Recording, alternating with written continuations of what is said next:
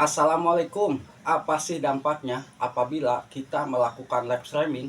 Ternyata live streaming kita itu melanggar pedoman komunitas. Dampak pertama tentunya penghapusan live streaming kita. Dan yang kedua dampaknya channel kita akan kena teguran.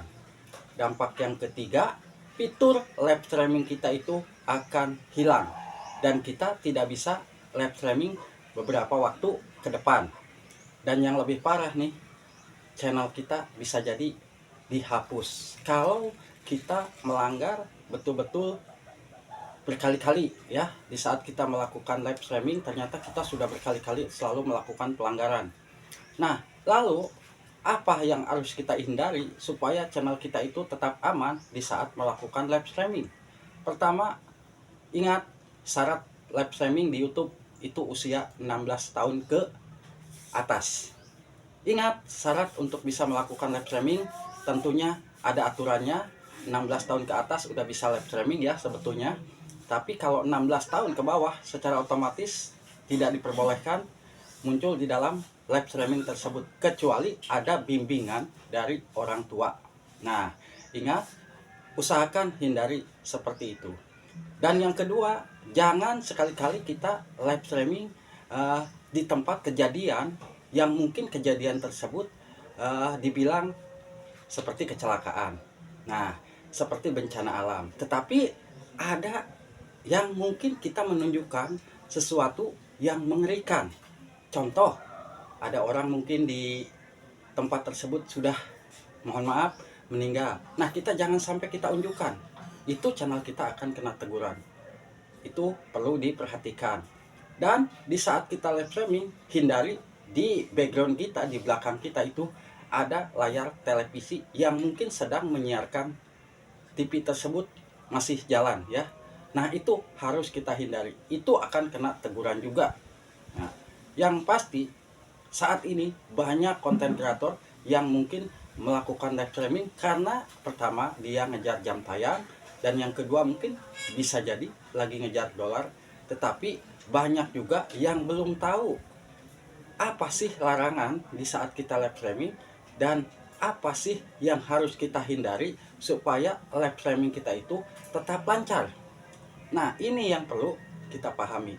Banyak yang kena teguran dan akibatnya channel kita tidak bisa melakukan live ya.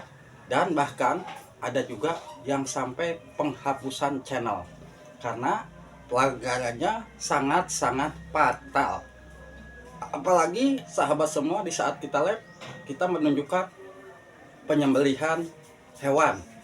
Jangankan hewan seperti kurban ya, hewan apapun kalau kita tunjukkan di saat kita memotong ayam nih, lalu kita live streaming kita motong ayam, itu pun jangan sampai dilakukan. Dampaknya channel kita akan kena pelanggaran dan otomatis live streaming kita itu sementara tidak muncul di fitur channel kita ya.